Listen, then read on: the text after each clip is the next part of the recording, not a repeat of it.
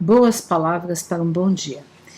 Continuando e terminando essa semana, mas já projetando para a semana que vem, em que continuaremos essa nossa jornada filosófica, que pode causar críticas àqueles mais ortodoxos da filosofia, achando que é um absurdo falar 10 minutos, 5, 6, 7 minutos de um filósofo, de um pensamento, que isso é coisa muito profunda para ser dita assim tão levianamente, mas eu sou partidária de que devemos sim divulgar a filosofia e atrair as pessoas para esse estudo através de clarões, de palavras, de conceitos, de filósofos que atraiam as pessoas para que elas possam aí sim vir se aprofundar em cada um desses filósofos.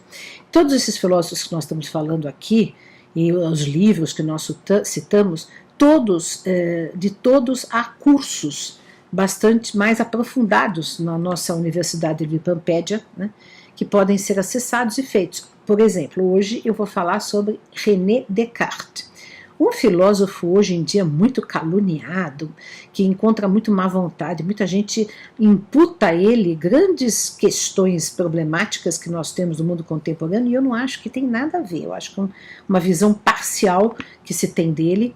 Eu acho ele muito interessante. Ele viveu no século XVII, é um filósofo racionalista que valorizou bastante a razão, e ele é um filósofo racionalista espiritualista, né? Quer dizer, admite a existência da alma, de Deus. E como que ele fez? Eu quero hoje comentar com vocês uma coisa que sempre me impressionou, um argumento que ele trouxe a favor da existência de Deus, que eu acho bem interessante.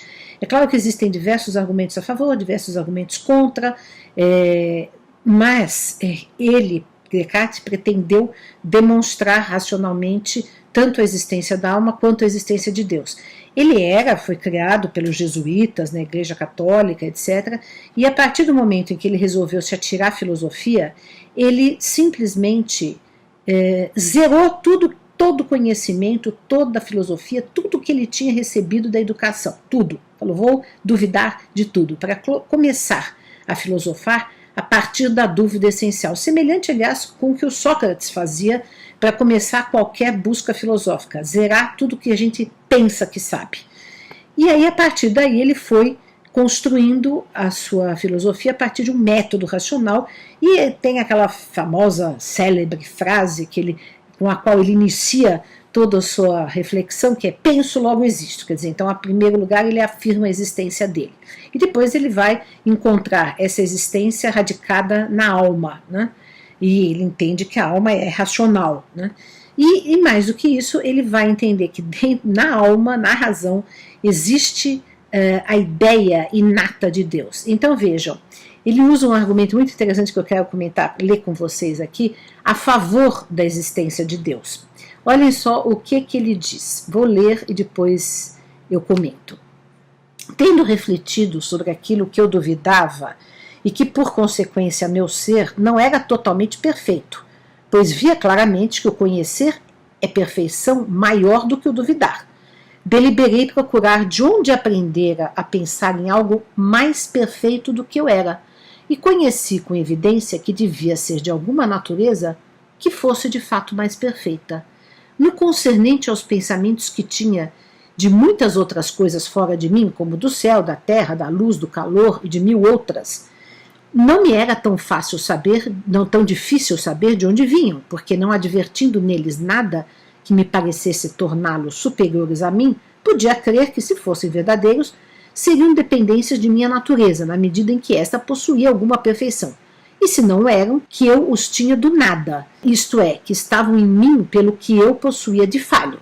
Mas não podia acontecer o mesmo com a ideia de um ser mais perfeito do que o meu, pois tirá-lo do nada era manifestamente impossível, e visto que não há menos repugnância em que o mais perfeito seja uma consequência e uma dependência do menos perfeito, do que em admitir que do nada procede alguma coisa, eu não podia tirá-lo tampouco de mim próprio, de forma que restava apenas que tivesse sido posta em mim por uma natureza que fosse verdadeiramente mais perfeita que a minha, e que mesmo tivesse em si todas as perfeições de que eu poderia ter alguma ideia, isto é, para explicar-me numa palavra, que fosse Deus. A isso acrescentarei que, dado que conhecia algumas perfeições que não possuía, eu não era o único ser que existia, mas que devia necessariamente haver algum outro mais perfeito do qual eu dependesse e de quem eu tivesse recebido tudo o que possuía. Então vejam, ele entende que se nós seres humanos podemos conceber, pensar, imaginar, projetar um ser perfeito, ou seja, uma concepção de perfeição divina, isso significa que essa ideia foi posta em nós justamente por esta perfeição divina, porque nós, seres imperfeitos, não poderíamos ter imaginado, pensado, projetado um ser perfeito. Então vejam, esta é uma das argumentações de René Descartes, há outras também, e há diversas, né? Muitos filósofos muçulmanos, cristãos, judaicos, né? Raciocinaram, pensaram argumentos racionais a favor da existência de Deus. Há outros filósofos que imaginam e propõem argumentos racionais contra a existência de Deus. Mas eu gosto muito deste argumento do René Descartes, porque eu acho ele bem interessante, né? Quando os ateus dizem que Deus é uma projeção nossa, e de fato, quando a gente projeta um Deus vingativo, punitivo, quando a gente projeta um Deus injusto, parcial, com o qual a gente possa barganhar, a quem a gente possa subornar, sim, nós estamos totalmente projetando a nossa imperfeição em Deus. Mas, quando nós conseguimos pensar, imaginar e amar um Deus absolutamente perfeito, amor incondicional, justiça absoluta, todas as suas perfeições absolutas, pelo menos racionalizar isso, então nós estamos pensando num ser que não somos e que nunca vimos, e que, portanto, diz Descartes, foi ele que deixou essa marca do Criador em nós, porque é ele que impregna a nossa alma deste desejo, desta visão, desta ideia de perfeição. Então, este foi a nossa reflexão de hoje com René Descartes do século XVII e as nossas boas palavras para um bom dia.